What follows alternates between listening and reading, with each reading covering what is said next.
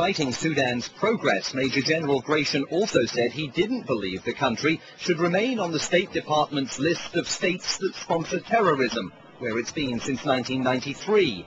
He spoke of a golden opportunity to work with Sudan in the fight against terrorism, and hinted that even the big prize, lifting a decade of economic sanctions, could be on the table.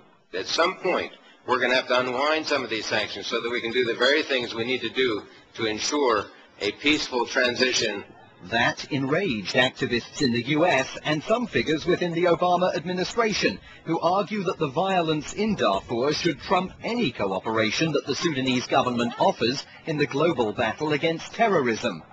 President al-Bashir claims after his government signed a January 2005 peace agreement that ended nearly 4 decades of brutal war in the non-Arab south of Sudan, it was US activists who derailed a previous offer to improve relations from the Bush administration.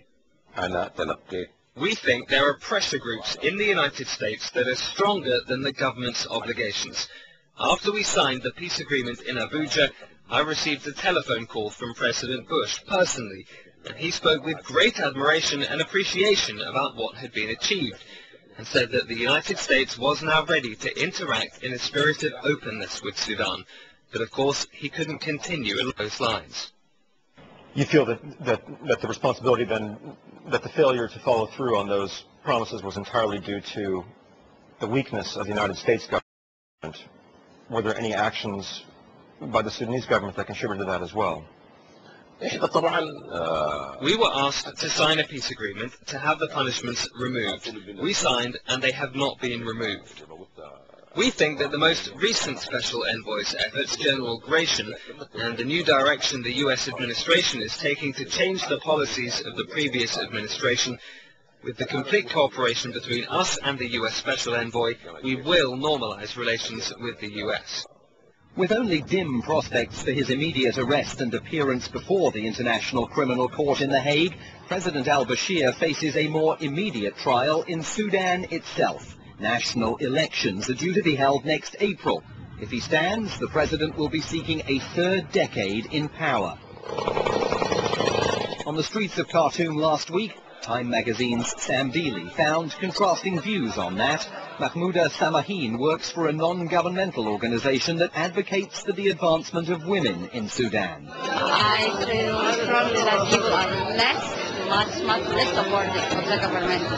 And they're trying to find a way. They're looking forward to the election next year, 2010. And that's the only hope they have now. Supporters of President al-Bashir praise him for overseeing the rapid development of the country's oil-based economy. Even while sanctions keep American companies out, businesses from China, Russia and the Gulf states have been moving in. So Jula Osman Yusuf is an enthusiastic supporter of President al-Bashir.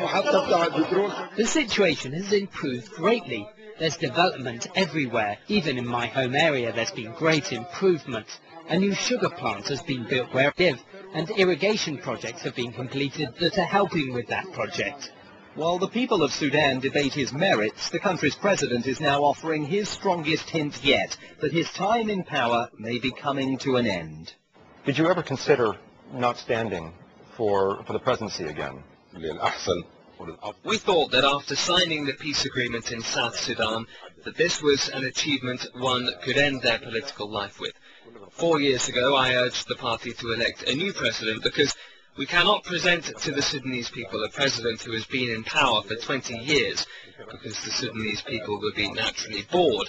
Political work in Sudan, as I see it, is not a comfortable task. It is tiring, exhausting, and with great responsibilities. I used to tell some presidents whose time in office had ended that the best thing is to be a former president, someone who is respected, appreciated, and without any responsibilities.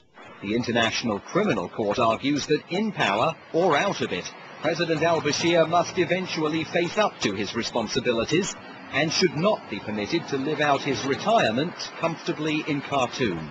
A man who has continually beaten long odds during the past 20 years exudes confidence that he can be victorious in what may be his final geopolitical battle. A transcript of the interview with President al-Bashir is available on our website, newshour.pbs.org, along with a podcast interview with the president of the Save Darfur Coalition.